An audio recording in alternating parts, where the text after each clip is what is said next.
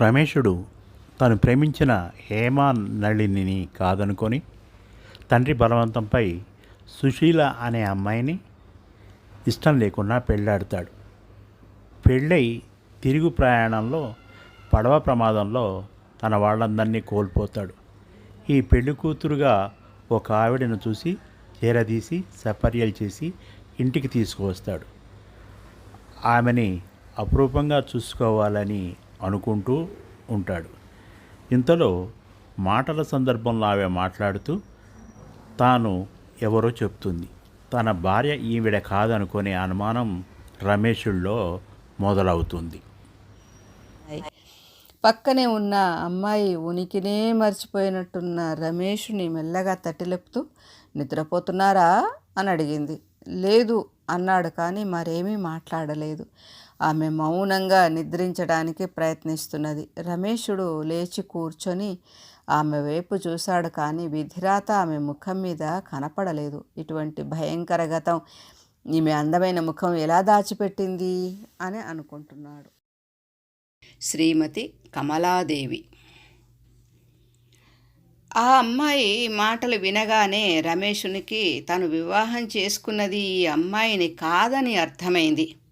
అయినా మరి ఈమెవరి భార్య ఎలా తెలుసుకోవడం అనుకుంటూ మరికొన్ని ప్రశ్నలు వేస్తాను, ఏవైనా విషయాలు తెలిస్తే తెలియవచ్చు అనుకుంటూ, మన వివాహం జరుగుతున్నప్పుడు మొదటిసారి నన్ను చూసినప్పుడు నా గురించి నువ్వేమనుకున్నావు అని అడిగాడు. వివాహం అవుతున్నంతసేపు నేను తల పైకెత్తనే లేదు, మిమ్మల్ని చూడనే లేదు అని చెప్పింది. పోనీ నా పేరు విన్నావా అని అడిగాడు రమేషుడు.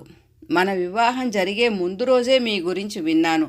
మా మేనమామ భార్యకు తన ఇంట్లో నేను ఉండడం ఇష్టం లేదు, అందుకే తొందరగా నన్ను వెళ్ళగొట్టేందుకు మీ పేరు కూడా చెప్పలేదు. రమేషుడు ఒక కాగితం పెన్సిల్ ఇచ్చి, నువ్వు చదువుకున్నానని నాకు మనం ఇంటికి వచ్చే దారిలో చెప్పావు కదా, నువ్వు ఎలా రాస్తావో చూస్తాను. ఏది, నీ పేరును ఈ కాగితం మీద రాయి, నీ చేతి రాత ఎలా ఉంటుందో చూస్తాను అని అన్నాడు. ఆమె కొంచెం విసుగ్గా, నా పేరు నాకే తెలియదా, పలకడం రాయడం రాదా అని, నాకు అదేమంత కష్టమైన పని కాదు అంటూనే శ్రీమతి కమలాదేవి అని పెద్ద పెద్ద అక్షరాలతో రాసి చూపెట్టింది. రమేషుడు, సరే మీ మామగారి పేరు రాసి చూపు అన్నాడు. శ్రీయుక్త తరణీచరణ చరణ్ చటోపాధ్యాయ అని రాసింది కమల. ఎందుకు రాయమంటున్నారు అని ప్రశ్నించింది. లేదు ఊరికే, కానీ మీ ఊరి పేరు రాసి చూపెట్టు అన్నాడు రమేషుడు. ధోపాపకూర్ అని రాసింది. ఈ పేర్లు తెలుసుకున్న తర్వాత తాను వివాహమాడింది ఈ అమ్మాయిని కాదని అనుకొని ఇక ఈమెకు దూరంగా ఉండడం మంచిదనుకున్నాడు. ఇక ముందు ఏం చేయాలి? బహుశా ఆమెను వివాహమాడిన తను మరణించి ఉండవచ్చు. సరే, అతనెవరో కనుక్కోగలిగినా ఆ చనిపోయిన భర్త తాలూకు బంధువులు ఎక్కడుంటారు? కమలను వారి దగ్గరికి పంపినా ఆమెను వారు రాణిస్తారా, ఆదరిస్తారా? పోని మేనమామ ఇంటికి తిరిగి పంపించడానికి అక్కడ మేనమామ భార్య కమలను ఇంట్లో ఉండనివ్వకపోవచ్చు. అయినా ఆమె ఇన్ని రోజులు అక్కడ ఉండడం, అది పరాయి పురుషుల ఇంట్లో ఉండడంతో సమాజానికి భయపడి వద్దంటుంది. ఒకవేళ భర్త చనిపోయిన విషయం చెప్తే విధవగా ఆమెను మామూలుగా బతకనివ్వకపోవచ్చు. ఎలా? ఒకవేళ ప్రమాదం నుండి బయటపడిన అతను ఈమెను భార్యగా చూడకపోవచ్చు. ఇలా ఆలోచిస్తూ పాపం ఈ ఆడవాళ్ళు తమ తప్పు లేకపోయినా గౌరవింపబడరు సుమా. ఇన్ని ప్రయత్నాలు చేసి ఈమె ఎవరో తెలుసుకున్నా ఏం ప్రయోజనం? అయినా తాను కూడా ముందు ముందు ఆమెను భార్య వలె సన్నిహితంగా చూడలేడు, ఆమెను మరొకరికి అప్పగించలేడు. ఇదివరలో ఈమెను భార్యగా అనుకున్నప్పుడు ఆమె అందాన్ని ఎంతో ఆరాధించాడు, ఆమెపై ఎంతో ప్రేమ పెంచుకున్నాడు. ఇక ముందు అవన్నీ గతించిన జ్ఞాపకాలు. రమేషునికి ఇక తన గ్రామంలో కమలతో కలిసి జీవించడానికి మనసొప్పడం లేదు. అందుకే కమలను తీసుకొని కలకత్తా వెళ్తే అక్కడ తామెవరో ఎవరికీ తెలియదు కనుక అక్కడ తాము భార్యాభర్తలనే విషయం చెప్పనక్కరలేదు. అలా కొన్ని రోజులు గడపవచ్చు అని తాను ఉంటున్న ఇంటికి దూరంగా ఇల్లు కిరాయి తీసుకున్నాడు. కమలకు కూడా ఈ పరిస్థితి అర్థమై కలకత్తాలో ఆ కొత్త ఇంటిలో ఆ కొత్త వీధిలో ఎవరో తెలియని ఒక పని మనిషిని కుదుర్చుకొని పనులు చేయించుకుంటున్నది. ఆ కొత్త పని మనిషికి ఇద్దరు భార్యాభర్తల వల్ల లేరని కొంచెం వింతగా చూస్తున్నది. కానీ యజమానురాలు తనను ప్రేమగా చూడడం వల్ల పనులన్నీ సక్రమంగా చేస్తున్నది. ఆమె ఉదయమే వచ్చి ఇంటి పనంతా చేసి సాయంకాలం దాకా ఉండి తన ఇంటికి వెళ్ళిపోతుంది. రమేషుడు రాత్రి కూడా పని చేయడానికి పని మనిషిని వెతికాడు, కానీ దొరకలేదు. అందుకే కమలతో పని మనిషి, అమ్మా నేను ఇంటికి వెళ్ళాలి, త్వరగా స్నానం చేయండి, ఇప్పటికే ఆలస్యమైంది అన్నది. రమేషునికి కమలను చూస్తే జాలి వేసింది. పాపం ఈ కొత్త ఇంట్లో ఎలా ఉండగలుగుతుందో ఏమో. నేనేమో రాత్రి వేళలో ఏమోతో ఉండలేననుకున్నాడు. రాత్రి భోజనం చేసిన తర్వాత పని మనిషి ఇంటికి వెళ్ళిపోయింది. కమలకు ఆమె పడుకునే గది చూపించి, నీవు విశ్రాంతి తీసుకో, నేను చదువుకుంటాను, తర్వాత నేను వస్తానని అన్నాడు. అతడు ఒక పుస్తకం తీసుకొని చదువుతున్నట్లు నటిస్తున్నాడు. కమల అలసిపోవడం వల్ల త్వరగానే నిద్రపోయింది. ఎలాగో మొదటి రోజు రాత్రి ఈ విధంగా గడిచిపోయింది. తర్వాత కూడా రమేషుడు పడక కుర్చీలోనే కాలం గడుపుతున్నాడు. పగలంతా చాలా వేడిగా ఉంటుంది. అయినా విసురుకుంటూనే ఆలోచిస్తూ గడుపుతూ ఏ అర్ధరాత్రో పడుకుంటున్నాడు. తెల్లవారుజామున నిద్ర నుండి మెలకువ వచ్చి కళ్ళు తెరిచి చూడగా తనకెవరో విసురుతున్నట్టు అనిపించింది. ఆ నిద్రమత్తులోనే విసరకు, అక్కరలేదు, నువ్వు పడుకో అంటూనే ఆమెను దగ్గరగా పొదువుకున్నాడు. ఆమె కూడా ప్రతిఘటించక అతని చేతులలో ఒదిగిపోయింది, హాయిగా నిద్రించింది. రమేషుడు మేలుకుంటూనే ఉలిక్కిపడి కమల వైపు చూశాడు. ఆమె తన ఛాతీ మీద తల పెట్టుకొని తన కుడి చేతితో అతని మెడ చుట్టూ చేతులు వేసి పడుకొని గాఢంగా నిద్రపోయింది. అలా ఉన్న ఆమెను చూస్తుంటే రమేషునికి కళ్ళల్లో నీళ్లు తిరిగాయి. తననే నమ్ముకొని నిశ్చింతగా నిద్రిస్తున్న ఆమెను ఎలా తోసిపుచ్చాలనుకుంటూ, ఓహో, ఈమె తనకు విసురుతున్నప్పుడు తనే ఆమెను పొదువుకున్నాను కదా అని అనుకున్నాడు. ఒక పెద్ద నిట్టూర్పుతో ఆమెను విడిపించుకొని లేచాడు. చాలాసేపు ఆలోచించి ఇక ఈమెను తన ఇంట్లో ఉంచుకోవడం వల్ల సమస్య తీరదు. ఎక్కడైనా భోజన వసతి ఉన్న పాఠశాలకు పంపితే కొంతవరకు సమస్య పరిష్కరించుకోవచ్చు అనుకొని అదే విషయం ఆమెతో, నువ్వు చదువుకుంటావా అని అడిగాడు. నేను చదువుకోవాలని మీరు అనుకుంటున్నారా అని ఆమె అడిగింది. చదువుకోవడం వల్ల ఎన్నో లాభాలున్నాయి, ఆ చదువు వల్ల ఎంతో ఆనందించవచ్చు అని ఆగి ఆమె వైపు చూశాడు. నేను ఇక్కడ ఉండడం మీకు ఇష్టం లేకుంటే అలాగే వెడతాను అన్నది కమల.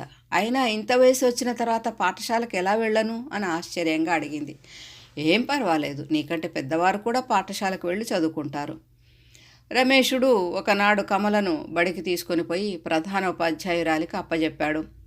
అక్కడ చాలామంది తనకన్నా పెద్దవాళ్ళు చిన్నవాళ్ళు బడికి రావడం చూసింది. రమేషుడు బయలుదేరుతుంటే అతని చేయి పట్టుకొని అతని వెంటే వెళుతూ, ఎక్కడికి వెళుతున్నావు అని అడిగింది. నీవెక్కడికి వస్తున్నావు, ఇక్కడనే ఉండాలి అన్నాడు.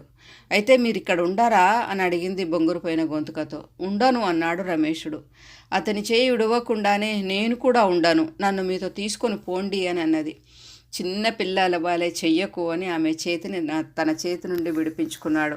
అలా గద్దించి మాట్లాడేసరికి ఆమె మాట్లాడకుండా మొహం చిన్నబుచ్చుకుంది. రమేషుడికి చాలా బాధ అనిపించింది. అక్కడి నుండి కదలాడే గాని పదే ఆమె భయంతో ముడుచుకున్న ముఖమే జ్ఞాపకానికి వస్తున్నది. దర్జీవాడ.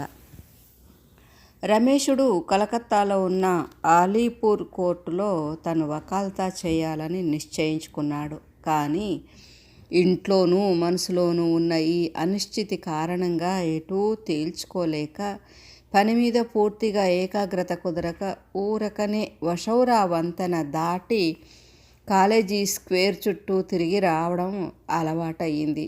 అలా ఒకరోజు నడుస్తున్నప్పుడు అన్నాద బాబు నుండి ఒక ఉత్తరం వచ్చింది. అందులో, చాలా రోజులైంది, మీ నుండి ఎటువంటి క్షేమ సమాచారాలు తెలియలేదు, కానీ వార్తాపత్రికలో మీరు పరీక్షలో పాస్ అయినట్టు చూశాను.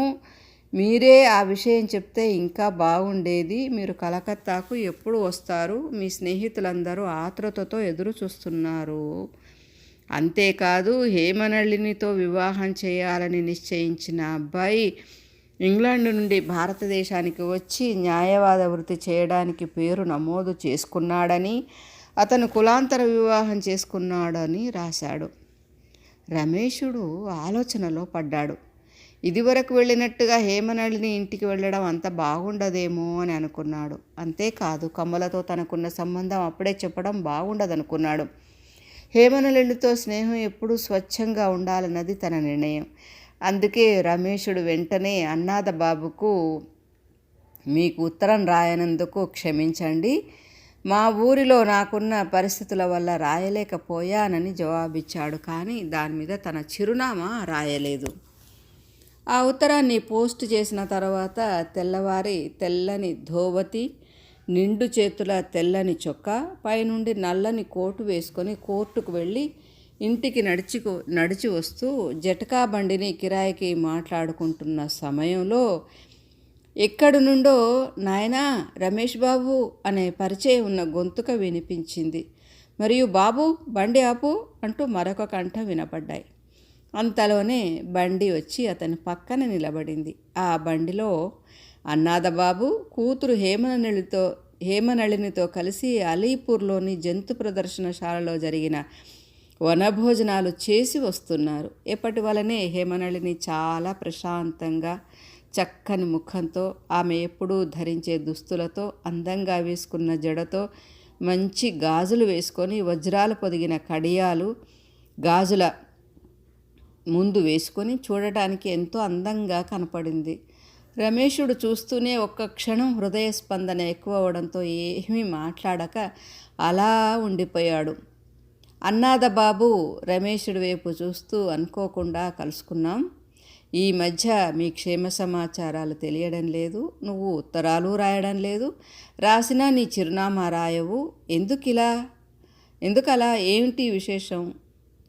ఏ విశేషాలు లేవు, నేను కోర్టు నుండి ఇప్పుడే వస్తున్నాను అన్నాడు రమేష్ బాబు.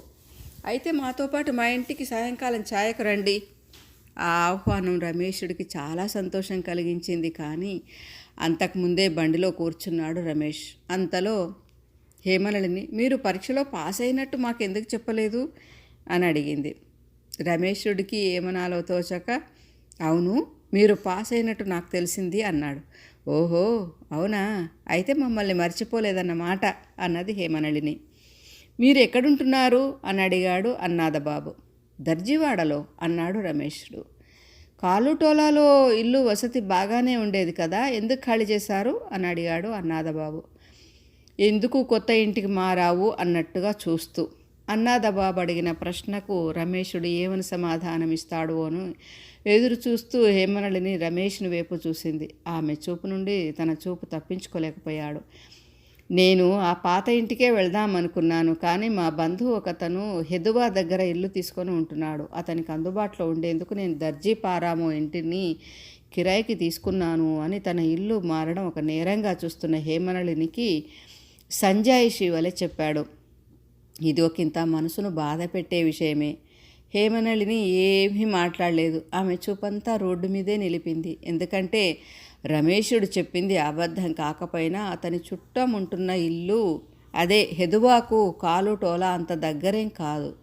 అందుకే అది అంత సరైన కారణంగా హేమనళినికి తోచక అలా రోడ్డు వైపు చూస్తూ మౌనంగా ఉండిపోయింది.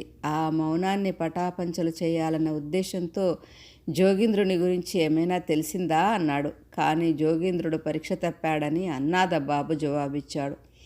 కొద్దిగా తాను ఉన్న ప్రదేశం మార్చితే బాగుంటుందని దూరదేశం పోయాడు అన్నాడు. గుర్రబండి హేమనళిని ఇంటి ముందుకు వచ్చింది. అన్నాదబాబు హేమనళినితో పాటు లోపలికి వెళ్ళిన రమేషుడికి ఆ గదులు, ఆ పరిసరాలు అన్నీ చిరపరిచితమే కనుక ఒక ప్రశాంతత మరియు ఒక అలజడి రెండూ కలిసి మనసులో ఒక విధమైన భావంతో పెద్ద నిట్టూర్పు విడిచి మాట్లాడకుండా కూర్చున్నాడు. అవును, మీ ఊరిలో ఇన్ని రోజులు ఎందుకున్నారు అని అడిగాడు అన్నాదబాబు. మా నాన్నగారు మరణించడం వల్ల ఉండాల్సి వచ్చింది అన్నాడు రమేషుడు. అయ్యో అవునా, అయినా మీరెందుకు చెప్పలేదు నాకు, ఎలా చనిపోయారు అని అడిగాడు అన్నాదబాబు. ఒకనాడు ఇంటికి వస్తూ పద్మావతి నదిలో తుఫాను కారణంగా పడవ మునిగి చనిపోయాడు అన్నాడు రమేషుడు. ఈ సంఘటన వివరించిన తర్వాత హేమనళిని అనవసరంగా రమేష్ని అపార్థం చేసుకున్నానని హేమనళిని అనుకున్నట్టు అనిపించింది.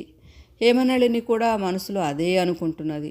ఇతను తండ్రి చనిపోవడం వల్ల ఎంతో బాధకు గురై మనసు వికలంగానూ తండ్రి యొక్క ఆస్తి వ్యవహారాలు చక్కబెట్టడంలో ఎన్నో సమస్యలు ఎదురై ఉంటాయని, ఇంకా భవిష్యత్తు కూడా ఆలోచించుకోవాలి కదా, చిచి నేను ఎంత తప్పుగా ఆలోచించాను ఇతని గురించి అనుకుంటూ తండ్రిని పోగొట్టుకున్న బాధలో ఉన్న రమేషుని శ్రద్ధగా చూసుకోవాలని మనసులో నిశ్చయించుకున్నది.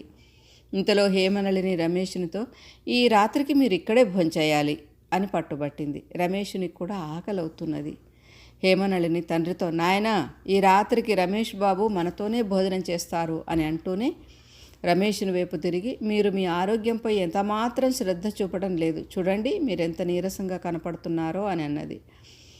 అవును రమేషుడు మనతోనే భోజనం చేస్తాడని అన్నాడు అన్నాదబాబు.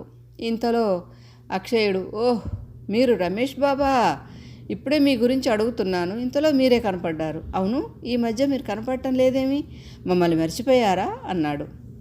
రమేషుడు పేలవంగా నవ్వాడు. మరలా అక్షయుడు అవును మీ నాన్నగారు మీకు వివాహం చేయడానికి బలవంత పెట్టి ఇక్కడ నువ్వు తీసుకుపోయినట్లు నాకు అనిపించింది. మీరు ఆ పెళ్లిని తప్పించుకోవడానికి ఏమైనా ప్రయత్నాలు చేశారా? ఇంతలో హేమనళిని అక్షయుడు వైపు కోపంగా చూసింది. వెంటనే అక్షయుడు మాట్లాడటం ఆపివేశాడు. అన్నాదబాబు అక్షయుడితో రమేష్ని నాన్నగారు చనిపోయారు అని అన్నాడు. రమేషుడు తన మొహం పాలిపోగా తల వంచుకున్నాడు. అక్షయుడికి ఎప్పుడు ఎవరితో ఎలా మాట్లాడాలో తెలియదనుకుంటూ మాట మార్చడానికి రమేష్ బాబు మీరు నేను వేసిన కొత్త చిత్రాలు చూడలేదు కదా, చూడండి అంటూ తాను గీసిన చిత్రపటాలను రమేష్ని ముందు ఉంచింది. మీరు వీటన్నింటినీ శ్రద్ధగా చూసి మీ అభిప్రాయం తెలపాలి సుమా అని అంటూ ఒంటరిగా ఉండడం కష్టమే కదా అని అన్నది. అవును ఒంటరిగా ఉన్నానన్నాడు రమేషుడు. అలా కాదు మళ్ళీ మీరు ఆ పాత ఇంటికే మారండి అన్నది హేమనళిని. సరే రేపు సోమవారం వస్తానన్నాడు రమేషుడు. నా BA సిలబస్లో ఉన్న వేదాంతం సబ్జెక్ట్లో నాకేమైనా సందేహాలుంటే మిమ్మల్ని అడుగుతాను, నాకు మీ సహాయం కావాలన్నది హేమనళిని. ఆమె అలా మాట్లాడటం చాలా సంతోషంగా ఉన్నది రమేషునికి. అందరికీ నమస్కారం.